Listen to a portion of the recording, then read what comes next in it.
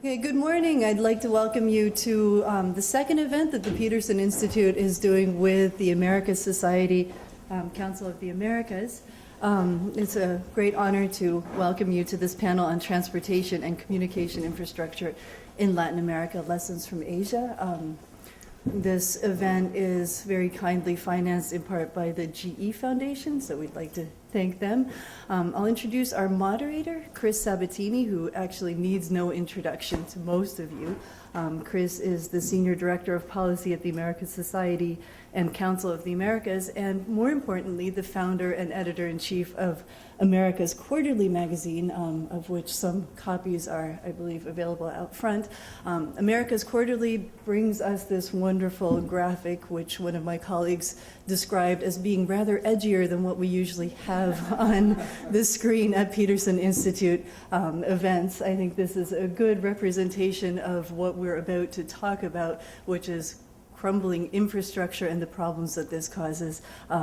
I hope you enjoy the panel. I encourage you to participate. So those of you who are sitting along the wall, if you can find a seat at the table, please do so. If you cannot, but you still have questions, please feel free to make your way up to the table when we open it up to discussion. Don't be shy. We encourage you to participate. I see some former students. Don't worry, I won't call on you unless the discussion doesn't get going, and then I will take the list of participants and make a random selection of somebody to call on. So we expect great participation. We're very happy you're here.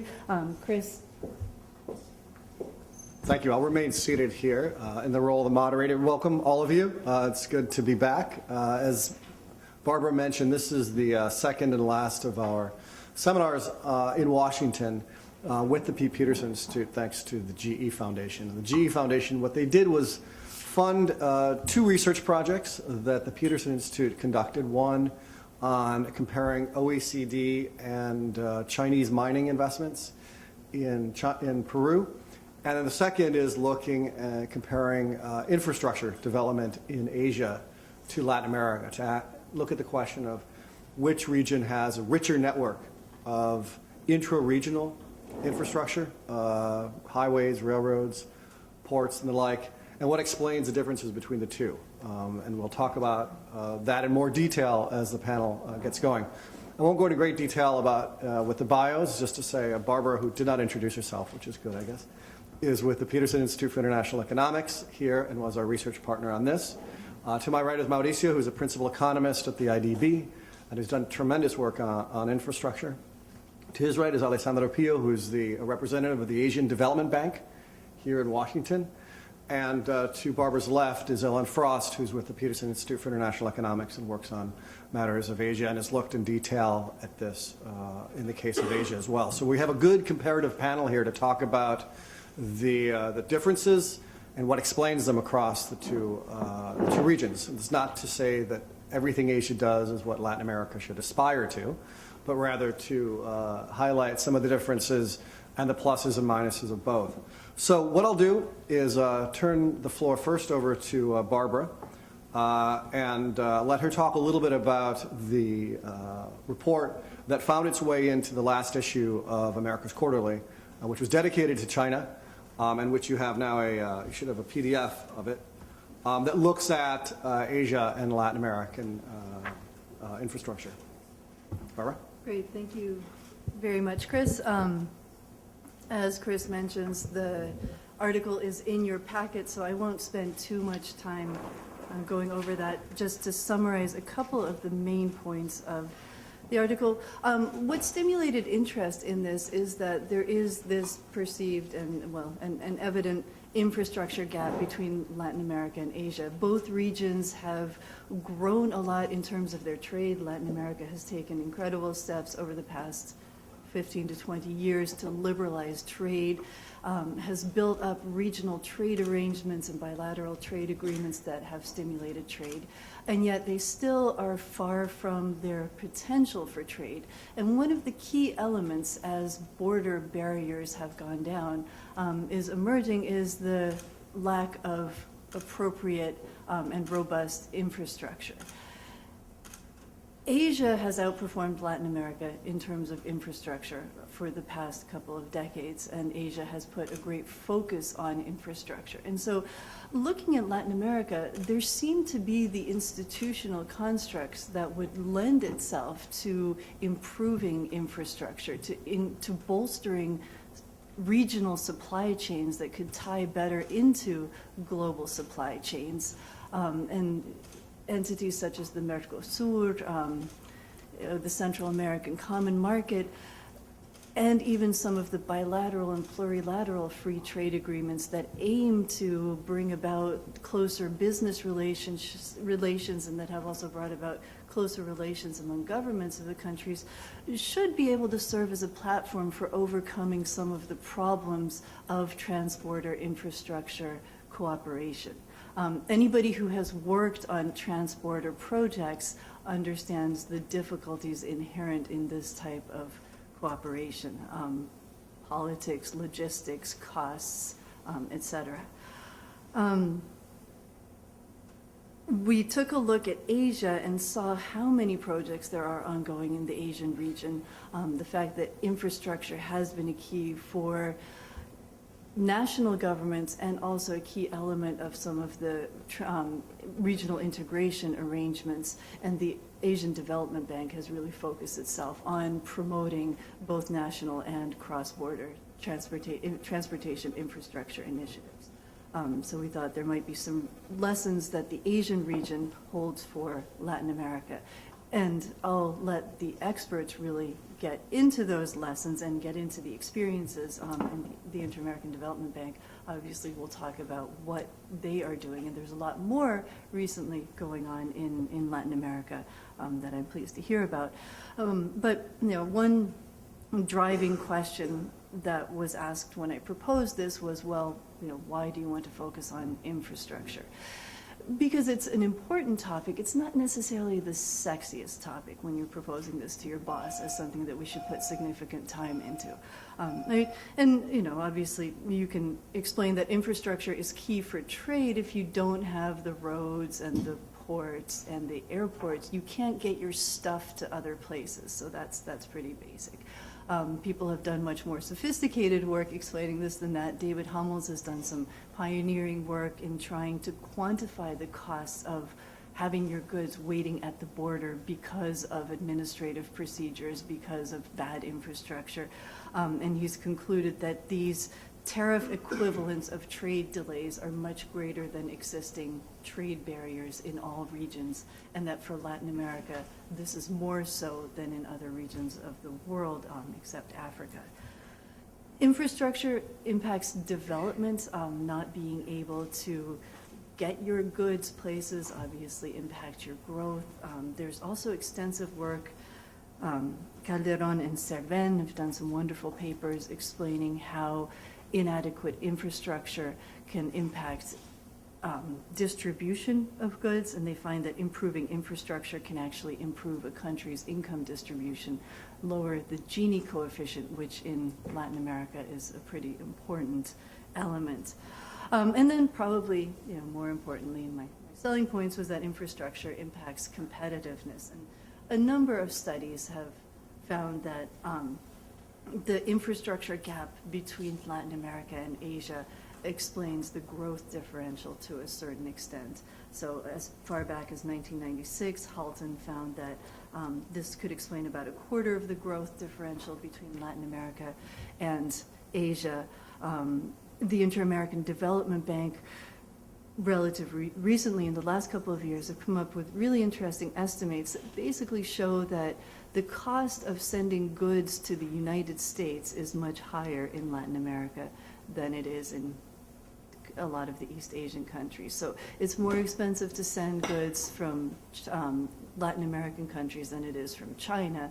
So this is obviously an impediment to excelling in trade that Latin American countries need to take into account. We looked at both the hard infrastructure, the roads and the ports that facilitate getting goods to other places. In these indicators, Latin America scores significantly below East Asia, sort of across regions. We also looked at the soft infrastructure, the number of documents that it takes to export, the time that it takes to export, the amount of steps that you need to take as an importer or exporter in various countries.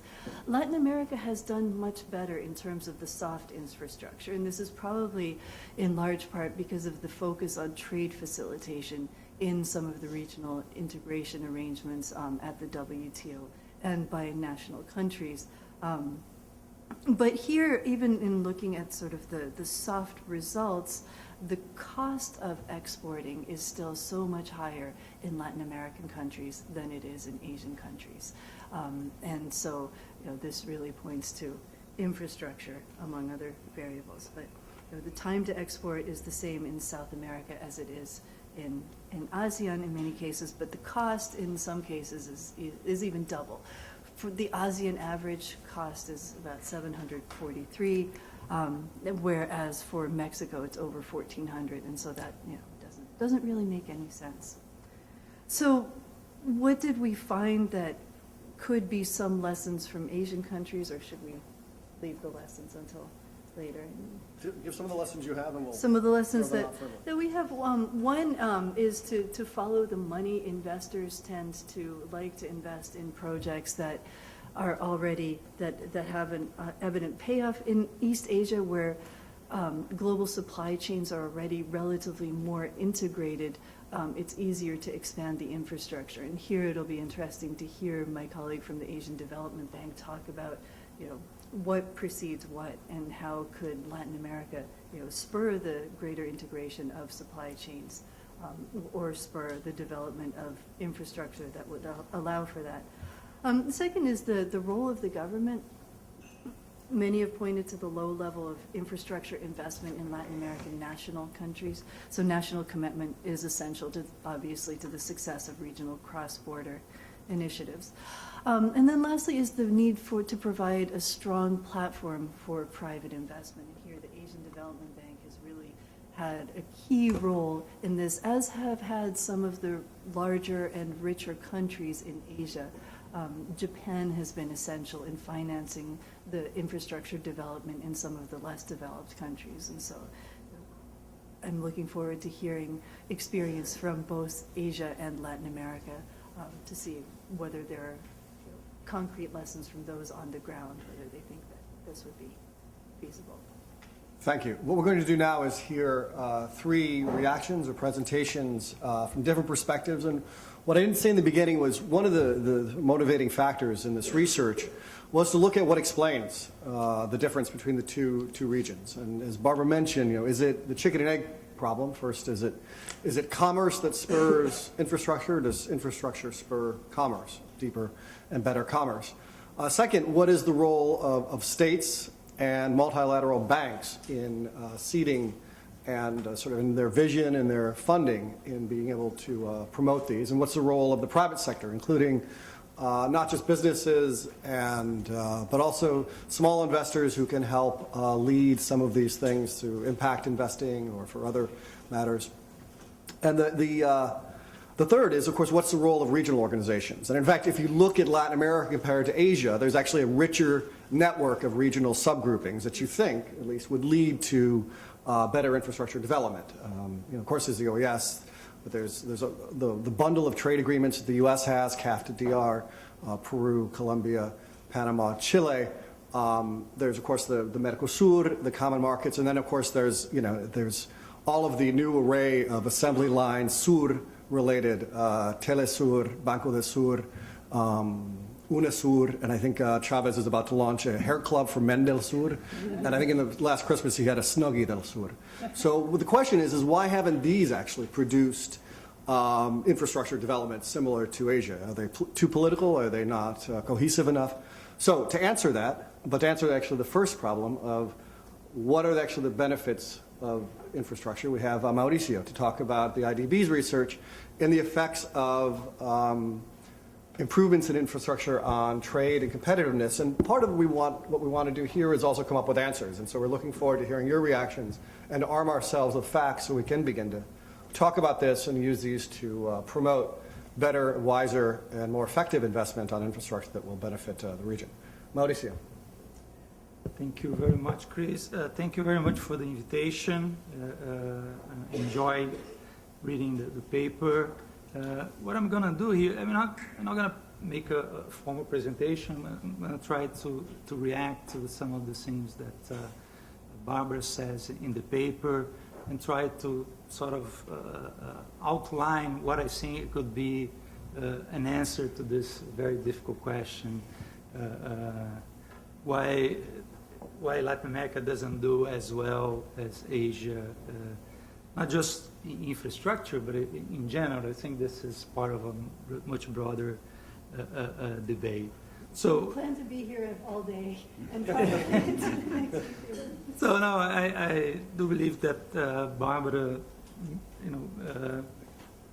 Barbara's paper gives a very good overview and documents very well what are the gaps, the infrastructure gaps between Latin America and Asia, and she tries to understand why and tries to draw some lessons. As already mentioned, she focuses on 3 lessons. The first is to follow the money.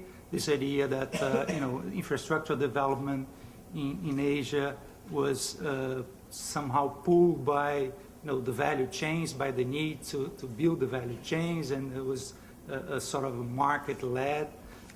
And then she talks about the role of government, saying that yes, private sector is important, but as you know, there are externalities. There is the need to coordinate. Private and public cost benefits are not always the same. So you need the government. And she also talks about the need, which I think has also to do with the government. In fact, there are 2 lessons, no? I mean, because the need to provide a platform for the private sectors is also a role that the government should play, the idea of regional public goods. And then she suggests that the IDB is not doing enough, which is, I'll say a little, I'm going to comment a little bit about that as well. And then she wraps up with this statement that, LAC means, Latin America for short, needs a very balanced foresight and economically rational initiatives, which kept me wondering what exactly she has in mind. I mean, of course, we have to agree with that, but it's not clear if she's thinking about the East Asian model or not. And here I come into this discussion about East Asia. I mean, this debate about, and that's another thing. I mean, you focus mainly, the title is about Asia, but you're talking about East Asia. And I think if you put South Asia in the picture, it might change a little bit. India, for instance. But anyway, this debate, I think, between LAC and East Asia has been going on since the 70s. We used to do better than Asia. I mean, in fact, there was a time where Korea was copying our import substitution policies in the 60s. We are growing faster. And then things changed radically in the 70s and 80s. And then this whole debate started. And of course, China's emergence only made this debate even more heated. And I think that in general, I mean, you can draw a lot of useful conclusions from this debate, but it's mostly unconclusive and leads to a lot of misconceptions, because people tend to forget that you're talking about regions with very different endowments, very different institutional and political frameworks, and the world has changed radically as well. I mean, you can't think of emulate the East Asian model of the 70s, 80s, or even the Chinese model in today's world, and I'll try to say a couple of things about that. But and so my point is, I mean, to understand better why LAC has this infrastructure gap, I think you need to go way back in time and see that this is all the legacy of a strategy that prevailed for decades. I mean, this idea that you have to look inwards, that growth, that trade doesn't matter for growth, and then you build an infrastructure which is basically geared to support this infant industries, and it wasn't clearly a target to promote trade. And you all know that this led to widespread government intervention. The problem wasn't that there wasn't government intervention, that the state was, all over the place, and subsidies all over the place. That's not something that distinguish lack in Asia. And we all know how this ended up. I mean, in a big financial crisis, and the region spent at least 2 decades or more in some cases, without the government didn't have resources to invest in infrastructure. So when infrastructure already wasn't good, you spend almost 30 years investing nothing. Now it's not a surprise that you're going to end up with this huge problem and with a huge gap vis-a-vis East Asia. So the region finally has changed the strategy. Has finally woke up to the idea that trade can be an important source of growth. It has finally put its fiscal house in order, which was a major drag in the past, and then it's trying, to recover the ground in terms of infrastructure, in terms of its infrastructure. But clearly, there is still a major financial constraint in most of the governments in the region, even in the big ones, I mean, in Brazil.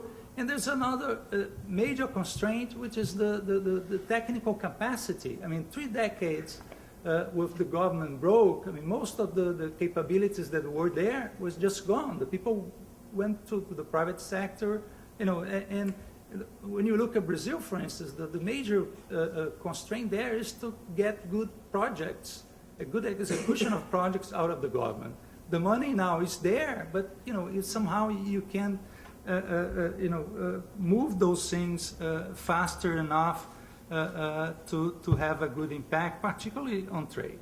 So given that the government, the region is now finally looking at trade and trying to rebuild its infrastructure with this view that trade can be, a good source of growth, the question is, should the region follow Asia's path?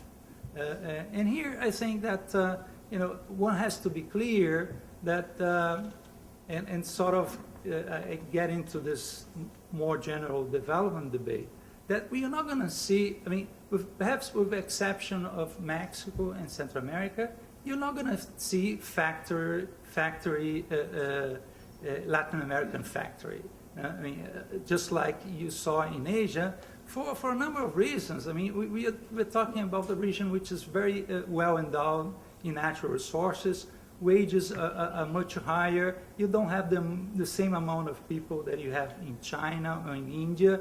And you have there, from in one side you have all these resources which are pushing wages up, exchange rate up. And on the other hand, you have this huge competition from Asia. So this idea that you're going to develop in South America the sort of value change that you see in Asia, I don't think it's realistic enough. You might see that in Mexico and Central America, but even there, I see that much more focus on the regional and in the U.S. market than think of something that would supply the whole world as Asia did. So given this constraints, let's say, this different endowment, what should be the region's priorities in terms of infrastructure?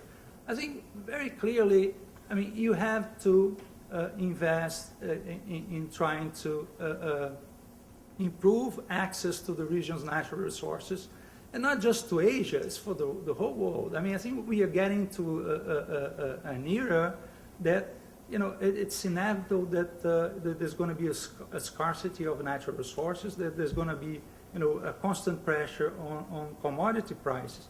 So there's a huge growth opportunity there, but if you don't invest in your infrastructure, you're going to just be wasting those rents in inefficient shipping companies, inefficient infrastructure, and so on and so forth. So it's, and you're talking about, you're not talking about, a small proportion of the income you can get from those goods. If you go, for instance, to just before the financial crisis in 2008, the price in the price of the iron ore that Brazil was shipping to China, 90%, 90, was just freight. The freight went down after that. But it's clearly, all those natural resources are very heavy.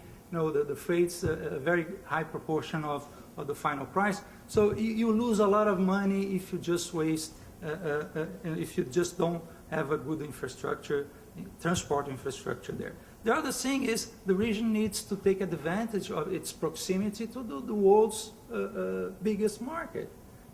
Mexico is just next door. Central America, it's almost there. So the region has advantages in heavy goods, not just natural resources.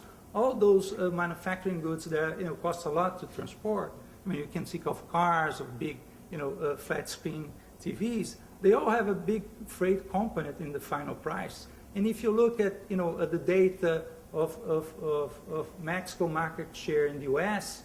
in the last, 10 years, where China, clearly more than double its market share in the U.S. market, Mexico in those goods wasn't affected at all by Chinese competition. So, but of course, if you take a long time to cross the border, if your roads don't work, there's no competition in transport services, you're gonna just be wasting this kind of advantage. And this works also for time-sensitive goods.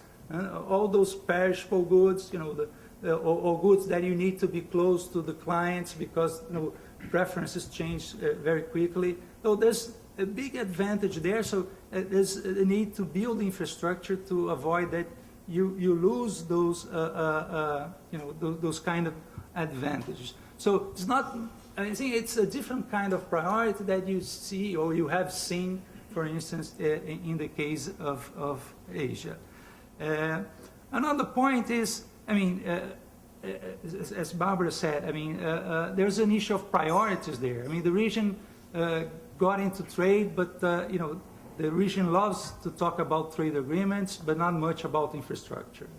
And as Barbara has said, and you can understand the political reasons for that. You can announce, for better or for worse, you can announce those big trade agreements, but when it comes to improve the customs or trade facilitation or other things that sort of more or less invisible, you don't put the same emphasis in the scene. So there's this battle of trying to bring infrastructure into trade policy, which I think it's a major issue. And there's another battle going on, which is, I think, in part because of Asia, because of China's success, is this idea that the region has to go back again to do industrial policy. And as you know, resources are not, the resources are finite. You have a resource constraint over there. You can't do everything at the same time. So particularly if you go to the southern cone, there's a huge amount of money going to industrial policy instead of going to infrastructure where the results are clear. And there's no ideological dispute about that. It's a matter of getting this thing right. So there's a battle there in terms of making sure that we have the right priorities in place. Another point is about the trade agreements, as again Barbara has mentioned also. And I do think that they could be a good platform to organize, particularly those regional investments, which are very hard to do because of all the externalities and the difficulty in coordinating that.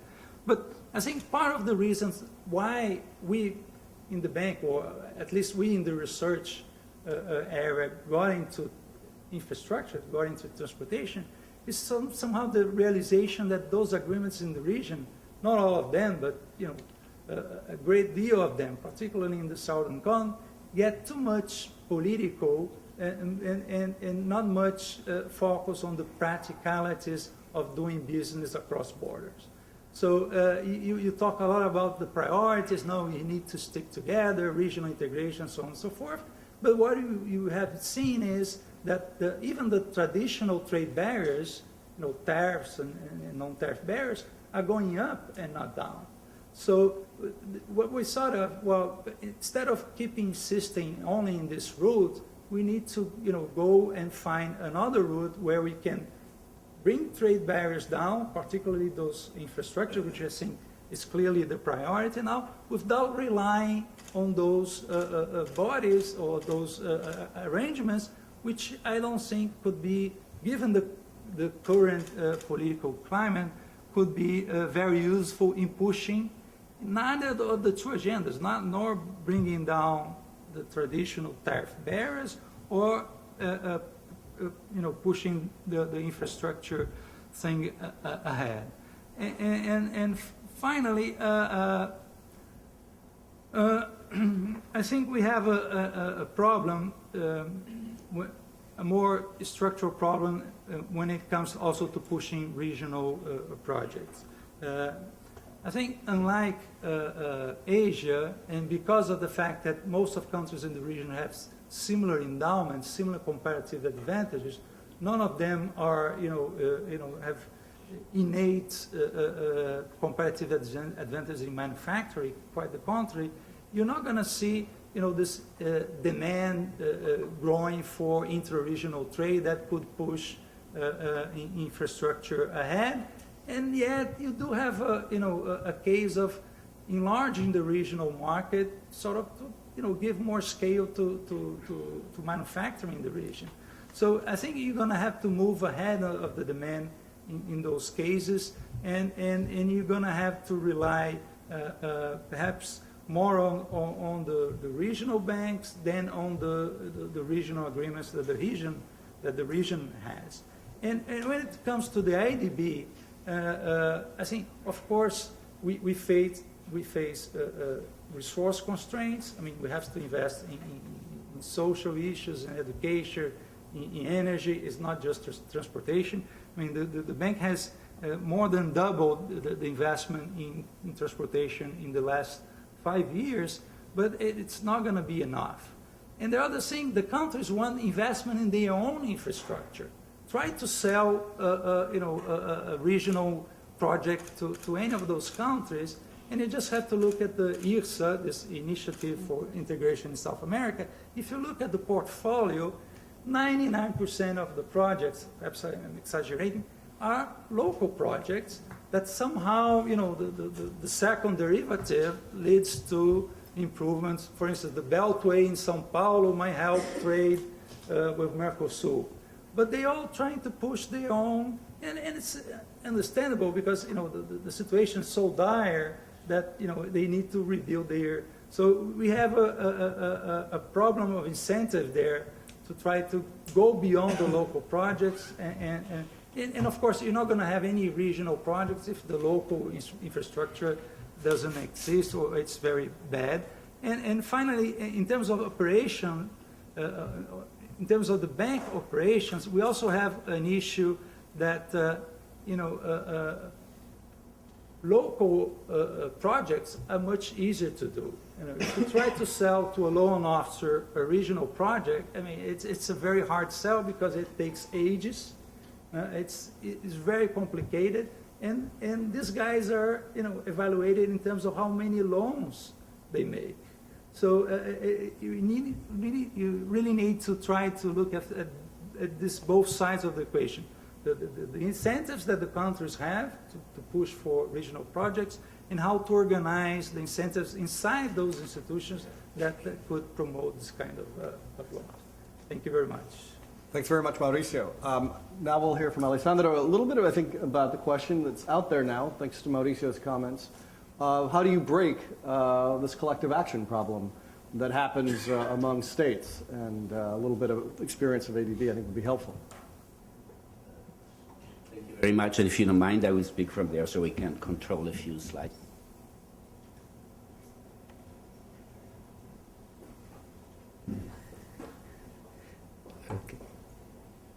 Okay, thank you very much, and thanks to the Peterson Institute for inviting us to this debate. I think these comparative discussions are always very interesting because they bring out a lot of similarities as well as differences. In my case, I started my career in Latin America. I ended up in Asia, so I think maybe Latin America might follow the same and eventually end up where Asia is now, as they seem to be aspiring.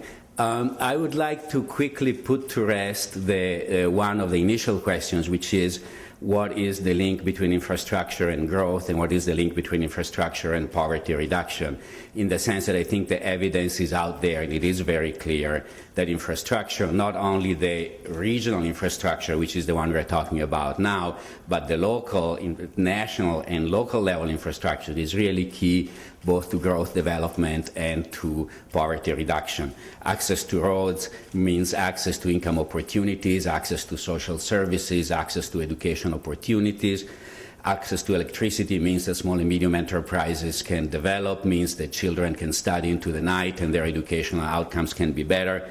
Access to water, clean water, means that a lot of the health outcomes related to waterborne diseases can be addressed, and therefore Millennium Development Goals such as infant mortality and other diseases can be reduced. So I think the evidence is very much out there, and that is why for an institution like ours and like the Inter-American Bank and the World Bank, whose main vision in our case is an Asia and Pacific region free of poverty, we invest about 80% of our portfolio in infrastructure projects because we are very conscious and very aware of this very strong link between infrastructure growth and poverty reduction. And that's by no means an unfinished agenda in Asia. Even though everybody looks at Asia as a success region, we still have to remember that almost 2/3 of the world's poor live in Asia. 900 million people live below $1.25 a day in the Asian region.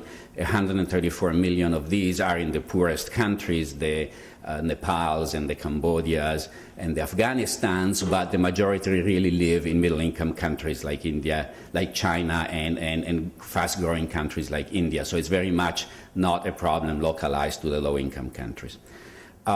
So I think having quickly disposed with that, I think the other thing that is interesting to point out is that infrastructure is not only relevant for long-term growth, but it's also very relevant for addressing crisis situations such as the one we have today.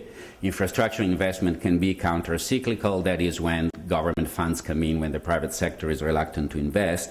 And evidence from the 97-98 Asian crisis shows that countries that had a better infrastructural endowment came out faster from the crisis. So when Mauricio was talking about the décadas perdidas in Latin America, I think one of our experiences in Asia has been that countries with a good infrastructure endowment has also proven more resilient in emerging for macroeconomic crises, and I think that's an important lesson. And I think investment in infrastructure in Asia as well as Latin America and other emerging markets is also a way of rebalancing the world demand. I think especially for regions such as Asia that have a very high savings rate, which is to some extent linked to social and demographic phenomena, the fact that still the public support systems for older age income are very uncertain and underdeveloped, saving rates will continue to be high. And so you cannot necessarily expect a major switch in consumer demand towards consumption, but you can expect the government and the public sector to play an active role in rebalancing demand through infrastructure development. And actually that's something that I wish Europe would to some extent consider as we look at the series of belt tightening that is happening now in the European region. I think it would be very interesting, and now I'm going a bit beyond the topic today, but it would be very interesting for some of the European governments in the European Union to consider some special funds perhaps geared to a centralized European Union budget that really looks at infrastructure and demand support as a way for creating and supporting the demand, because everybody knows that much of the European crisis is not because the debt has risen, it's because growth has fallen and the ratio has deteriorated because of the denominator. And I think as much as many of the supply side reforms that are being now tried by a government such as the Italian government are very important, nevertheless I think the demand side needs to be raised.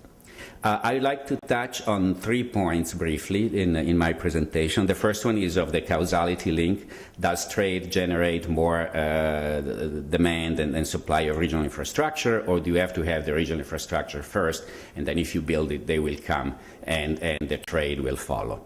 And I think that's one of the chicken and egg situations. I think that one of the many chicken and egg questions in economic analysis.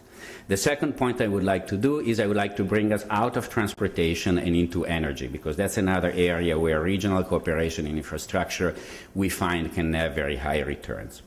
And in doing that, I would like to bring a bit behind the scenes of a couple of ADB projects, just to give you a sense of how these things actually happen on the ground. We know trade negotiations are difficult, but I think there is also quite a bit of challenges. Actually, as Mauricio was mentioning, is actually getting a project from the drawing board into actually being implemented there. I would just like to give you a taste for some of those issues.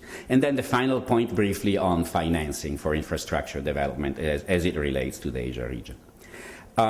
So on the first point, I think it's interesting to note that in Barbara's article, she says, and I quote, Latin Americans' inadequate transport infrastructure is becoming an impediment to the region's further integration in global commerce. And that's an interesting question, because if I go back about 3 years, there was a study that ADB did, which was called Infrastructure for a Seamless Asia, and I quote again, as Asian economies have liberalized their trade policies, infrastructure deficiencies have become an increasingly significant impediment to trade. So, as you see, it's not only Latin America that worries about that. I think Asians are worried about that too, which I think gives us two conclusions. One is that the grass always looks greener on the other side. The second is that actually, when we're doing this comparison of where the regions stand relative to where they could be, it's interesting to note that in this study on Latin America is comparing itself to Asia. In the study that ADB did, Asia was comparing itself to the OECD countries. So the standard to which the two regions were comparing themselves was different, and that itself, I think, is a bit of a telling story about what the aspirations are and what the level of hope is in Asian countries now. Now, when we talk about is it the trade or is it the infrastructure, I would argue, and I would very much support what Mauricio was saying, that really the reason what has generated the demand for regional infrastructure, I'm not talking at the national level now, has been the integration of the regional productive systems.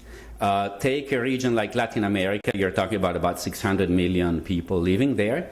Take a region like the ASEAN countries, you're talking about 600 million living there. So roughly in terms of population, they are comparable, even though Latin America is more than 4 times the size of ASEAN.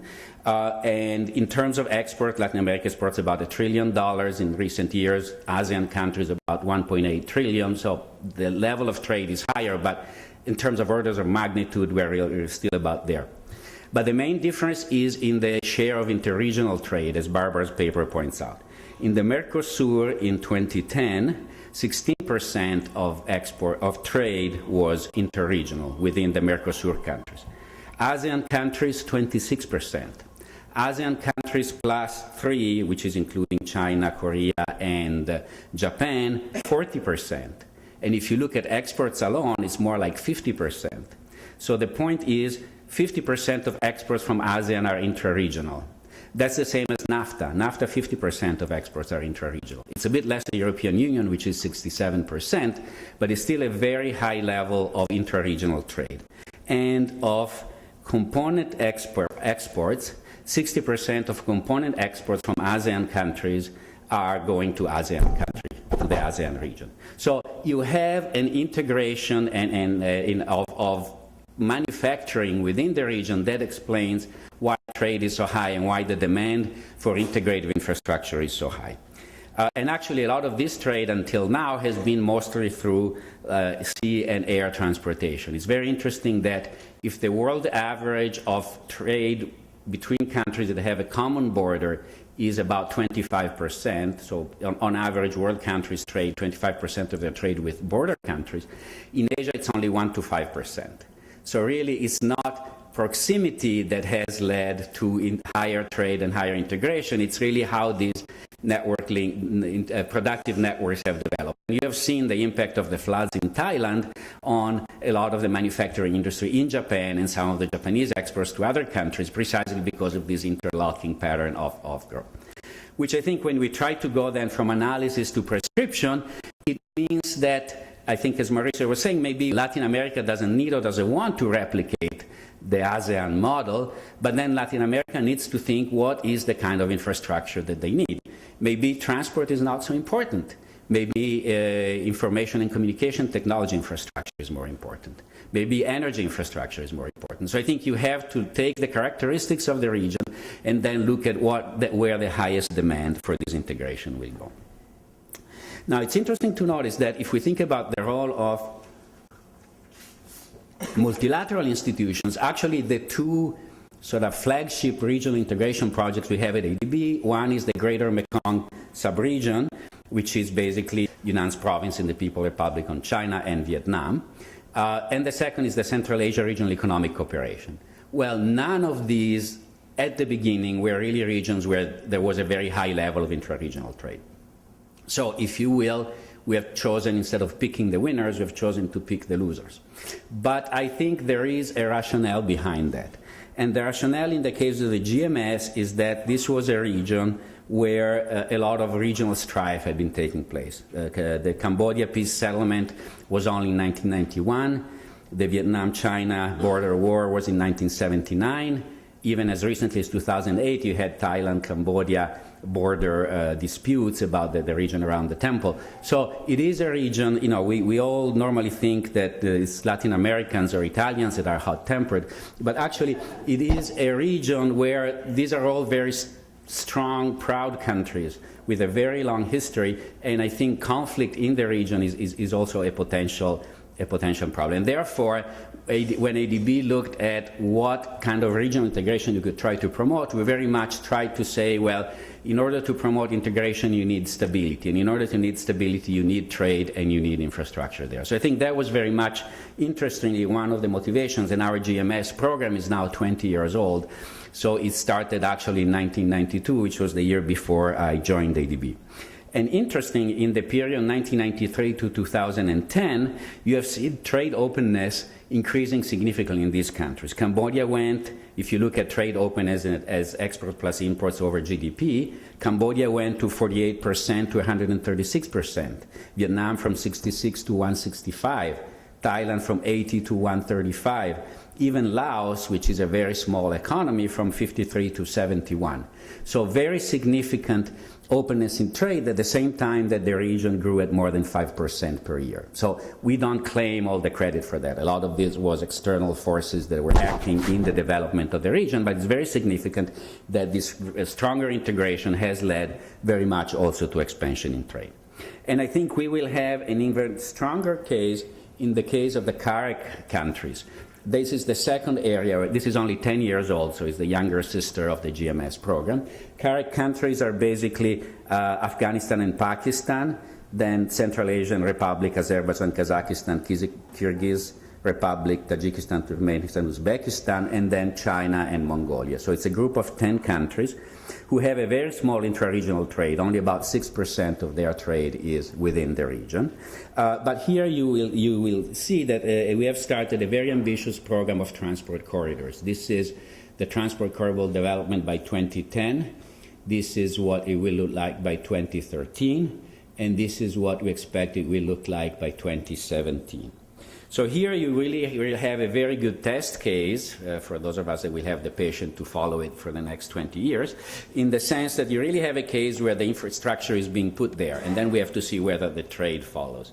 But we also see this not only as an economic development proposition, we also see this as a stability proposition. I mean, this train that you see here doesn't look particularly glamorous, but it is the first train running in Afghanistan, because it's the first rail line built in Afghanistan. It's the one connecting Uzbekistan to Afghanistan, which has been done to begin developing a northern connection to Afghanistan's northern neighbors, and I think it is one of the contributions that ADB expects to do to the growth of the region and the stabilization of Afghanistan post-transition through integrating the Afghan economy into the economies of the Central Asia region. And that's, in a way, the same thing that Secretary Clinton was proposing through their Silk Road vision and what some of the other countries are proposing through these activities. So this is, I think, a bit the genesis and some of the experiments and some of, I think, attempts that are being done where ADB is more regionally involved. Of course, we also interact with ASEAN and with South Asia regional cooperation, but I think these are the areas where perhaps ADB has more significantly been involved. The second topic I'd like to touch on briefly is on energy, and this is because, for a very simple reason. If you look at the next 20, 30 years, which, for all of us, we still mostly expect to be here, and we expect even more our children to be here, it is pretty clear to us that the battle for climate change will be won or lost in Asia. Asia was accounting for 20% of the world energy consumption in year 2000. It will be 40% of the world energy consumption by 2050. China has surpassed the United States as both the largest consumer of energy and the largest emitter of CO2 in 2010. And if you take together the 9 largest emerging economies, so you leave out the G8s, out of the G20s, you take the 9 largest, including Brazil, Argentina, and Mexico in the case of Latin America, China, India, Indonesia, and Korea in the case of Asia, these 9 economies account for half of global emissions. And of these 9 economies, 90% of the emissions come from Asian countries. So it's very clear to us that whatever happens in energy in Asia will have a very important global impact, not just for Asia, but for the rest of the world. And this is not getting into debates on whether Asia, with developing countries should be expected to reach the level of developed countries before they cut their emissions, or the complex negotiations around the clean energy protocols and the climate change protocols. This is just a fact. And even with this fact, it's still true that Asia has much lower energy intensity than the developed countries do. So I think that the debate of where the responsibility for addressing the issue falls is still there, but it is clear that unless Asia is part of the solution, the problem will not be completely addressed. Now, the good news is that actually integration of energy systems can lead to considerable efficiencies. Think about the case of, again, a country you're all familiar with, Afghanistan, a very much talked about country here. Kabul had a very erratic power supply. It was mainly fed by a few hydropower plants in very bad state of disrepair. And the solution, rather than building over a long period of time energy generation capacity in Afghanistan, was to build a transmission line from Uzbekistan and from Tajikistan, which would essentially bring in the electricity. And this was done. It was one of our first projects that we invested in after ADB started operations again in Afghanistan in 2003. And the results was that now in Kabul you have 24-hour-a-day electricity, which has been a big contribution to some of the economic activity that has taken place. Now, that's just a small example, but I think it's very significant. It was only a $30 million investment. It had a 32% economic rate of return, and it is an example of how regional integration of infrastructure, energy infrastructure, can do that. But I think you can go beyond that. You can look at balancing Central Asia energy supply and energy demand. You have countries in the region that are very high producers of fossil fuels, such as Kazakhstan and Uzbekistan. You have countries like Kyrgyz and Tajikistan, which have a very strong hydropower potential. Hydropower is seasonal, and therefore, if you're able to integrate the energy grid and have energy flow in one direction in the summer and in the other direction in the winter, you don't really have to relocate plants. You have countries that at times of the year have an energy surplus, and it would be very beneficial to the region. The World Bank did a study. They estimated that in 3 years, through power grid interconnection, you could save $1.5 billion. We did another one. We figured that on an annual investment need of about $10 billion, you could save $1 billion in terms of capital cost by integrating the grid. So I think there is a very powerful case for integrating the energy infrastructure. And this also has very relevant development potential for smaller countries. Think about the Bhutans, the Nepals, the Cambodias, the Laos of this world. Bhutan electricity exports as of 2007 accounted for 25% of GDP. They accounted for 60% of government revenues. In a country that has taken the very peculiar approach of saying we are not targeting gross domestic product but gross domestic happiness, these funds bring a lot of happiness because they allow the country to support the kind of investment and the kind of growth without doing it in a sustainable manner. So I think there is a lot of potential there, and there is, I think, a lot of potential for energy integration. The reason for involving multilateral banks, such as Inter-American Bank and us, in these activities is that we do bring a level of understanding of local conditions and respect of social and environmental circumstances. This is an example of the consultations that were held for Sesan 3, was a run-of-the-river hydropower plant in Vietnam. As a result of these consultations, we decided not to fund the plant because there was downstream impacts, not even in Vietnam, in Cambodia, talking about interregional infrastructure. That's one of the things you have to look at. The benefits and the costs are not evenly distributed, and therefore, as a result of consultations, including pressures from U.S. non-government organizations, we did in the end decide not to finance the plant. Of course, the Vietnamese government went ahead and they financed it themselves. So it didn't necessarily make a difference in terms of the final construction. I think the advantage of doing it with multilateral bank is that you're better able to get the social and environmental safeguards in place. This is another example. This is the Nam Thun 2 plant. This is a $1.25 billion investment, generates 1,070 megawatts of power. And when we talk about public-private partnership, I just wanted to briefly mention this to you because it's an example of how you really make these things happen. This is a case where the Lao government, together with Electricité de France, together with Italthai, developers of Thailand, put together a package to develop a hydropower plant in Laos that would export all its electricity to Thailand.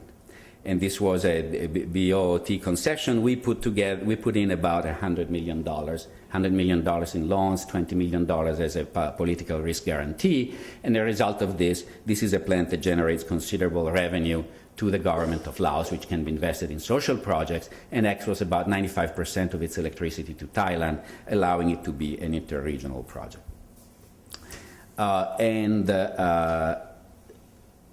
The final point I would like to make is on, one of the benefits of the project is that the watershed that feeds the reservoir will be preserved as a national preservation area, so we'll be able to address environmental concerns as well.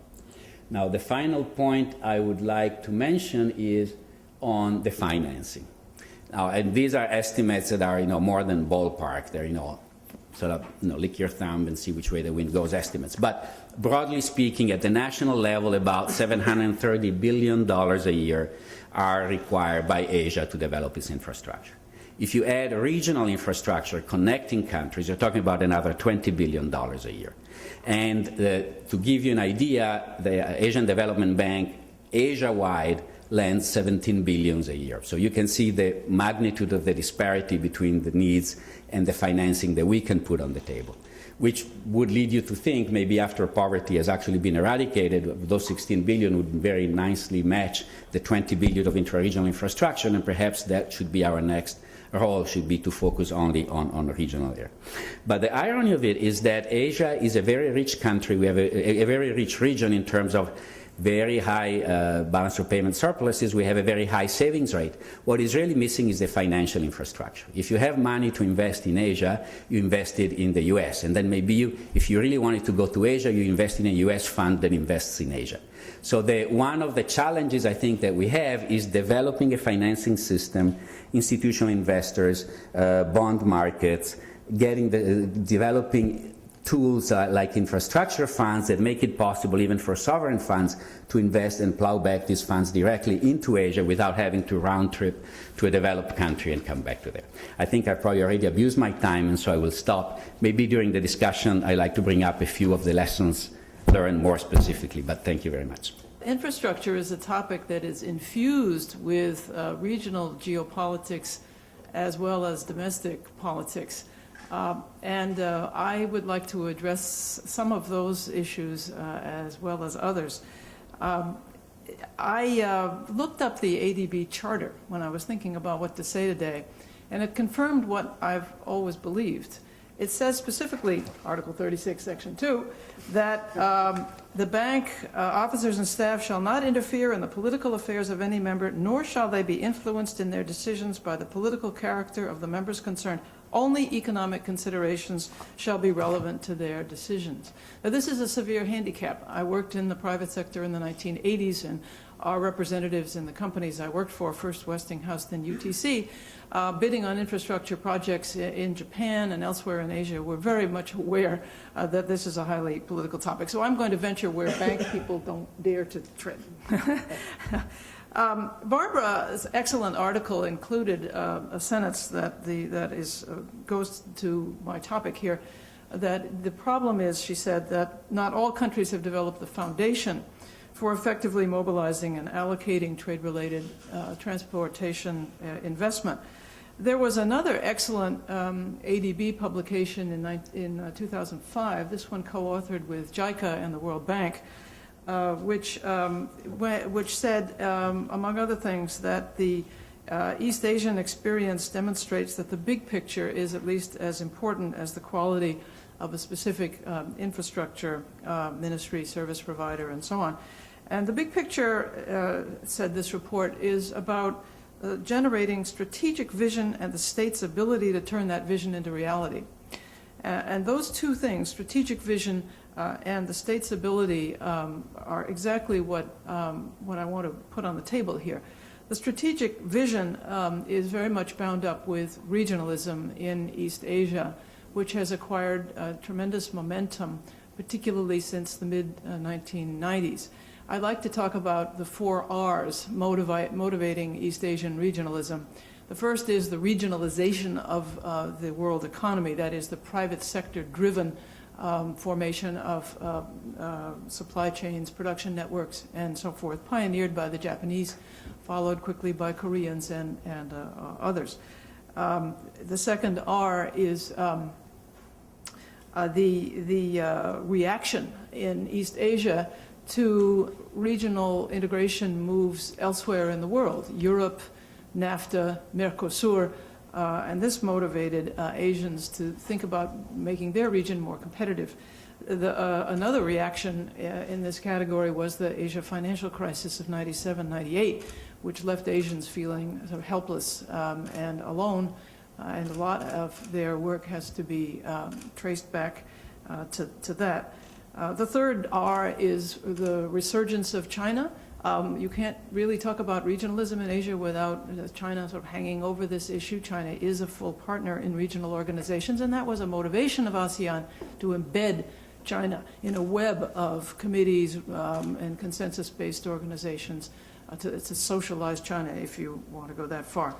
And the fourth R is rivalry. There is everybody loves everybody on the surface. You read these communiques and everybody's all lovey-dovey, but in fact there's significant rivalry between Japan and Korea, between Japan and China. In some cases India is part of the picture, and of course China and the United States as well. And what's developed is a kind of competitive cooperation in which infrastructure diplomacy plays a big part. In the first instance, as Barbara points out, the infrastructure growth in East Asia stemmed from private sector activities, but then with, of course, contracts given to their own companies. And then it's sort of evolved into a competition among the regional powers for ASEAN's favor, if you like. And some of these projects are related to that. You could add a fifth R, the re-engagement of the United States. Here our involvement has been heavily military. Security is also a motivation of ASEAN. Stability, job growth, legitimacy of governments, very much bound up with growth. And also non-traditional security issues like piracy and disease and so on also call for more coordinated efforts which require some investment in infrastructure, particularly soft infrastructure. So all of those motivations are there, pushing forward. I don't think any of them are going to go away soon, and they have all benefited East Asia. There's another difference here, and here I want to sympathize with Mauricio, and that is the role of oceans, particularly Southeast Asia. The primary characteristic, if you really, of the identity of Southeast Asia is its maritime character. And you could extend that to some extent to Northeast Asia as well. One consequence is that East Asia has a long, long history, millennial history of maritime trade. Many centuries of Chinese, Malays, you name it, Arabs, all floating around this region promoting trade.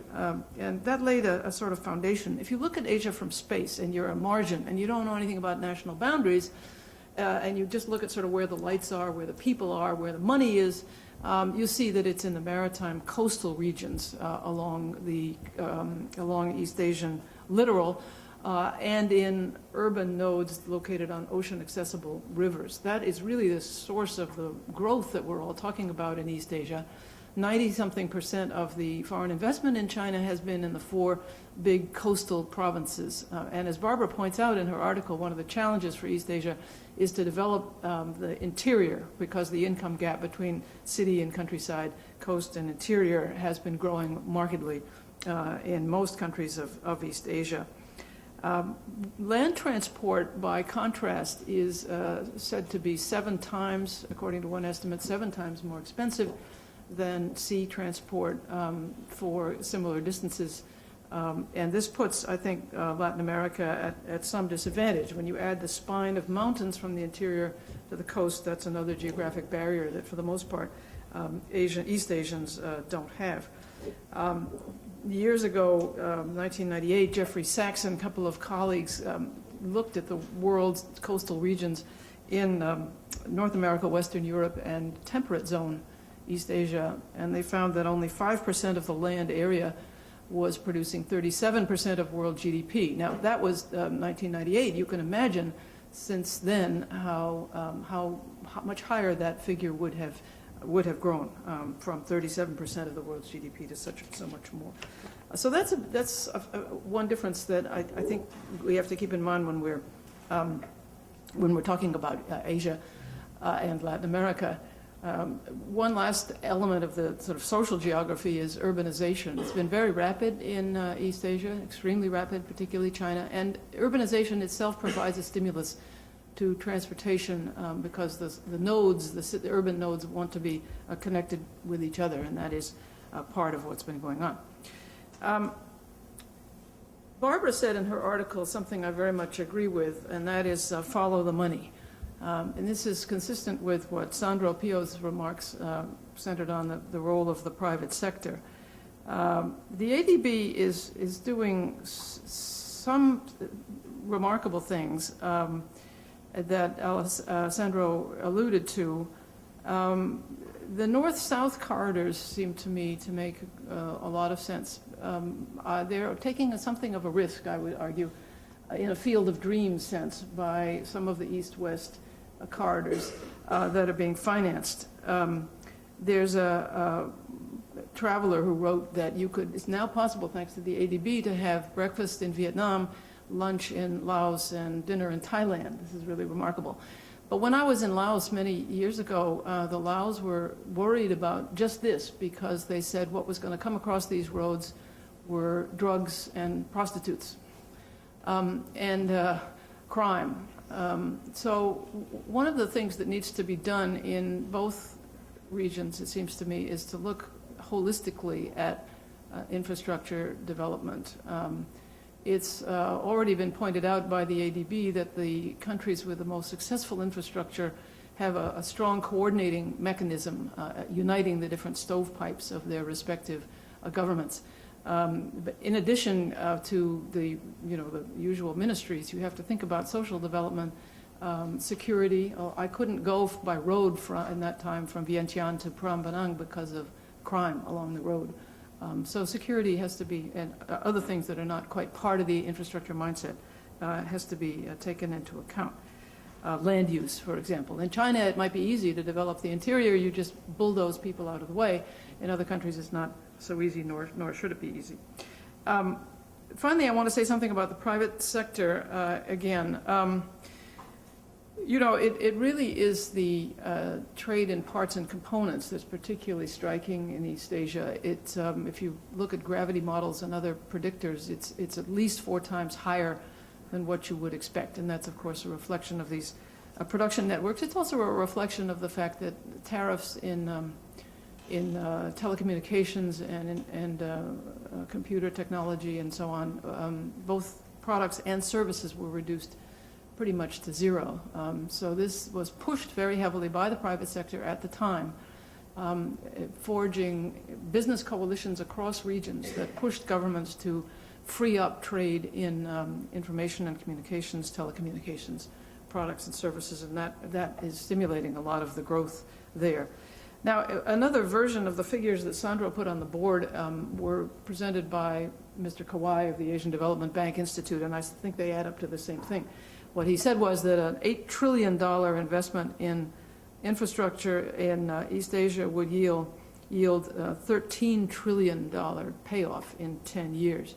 I don't know if he was including India, perhaps he was, but the fact is that, as Sandro said, you know, the amount of money available from governments and the regional banks is limited, so that opens up the role of the private sector, public-private partnerships, and so forth. I can't stress that enough, but when you look at the political climate, the governance issues that I referred to at the beginning, when you look at the governance issues in East Asia, you'll find a huge variety where, guess what, the successful countries have rather good indices, fairly good indices of doing business and corruption and things like this, at least better than the others. But when you get to the poor ones, the Cambodia, Laos, Vietnam, Myanmar, less so Vietnam these days, but certainly the other 3, you have really bad numbers. You have in the Transparency International Corruption Index, they from a 1 to 183, 183 being the worst. All of them are 122 or below. And the Doing Business Index, which is put out by the International Finance Corporation, again, from 1 to 183, they're at 138 or lower. You can say that petty corruption, you know, greases the wheel and introduces a little bit of private sector behavior into bureaucracies that don't function. You can defend petty corruption, and that's been done in Indonesia. But you really can't defend massive corruption. It's a huge misallocation of resources. And with our laws on corruption and other countries' concerns, this is a huge problem. And as I said at the beginning, the banks are not really empowered to deal with these things. I think it has to be up to the local business groups and local citizens to improve the business climate and the atmosphere for investment.